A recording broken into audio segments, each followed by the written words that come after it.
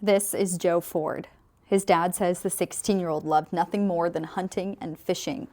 On January 26, 2025, Joe was ice fishing when he was found unresponsive and died from carbon monoxide poisoning. His dad says he was using a propane heater overnight and there must not have been enough ventilation in the tent. Now he's planning to hand out 1,000 carbon monoxide detectors for free to prevent other families from having to go through the same loss.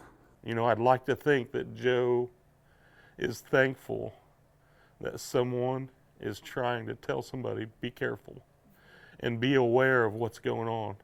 I just know he was the first in line to help. And I know that if this was somebody else, if this was another situation and he was here, more than likely he would be right here beside me doing this right now. And there's no question in my mind that he'd be here.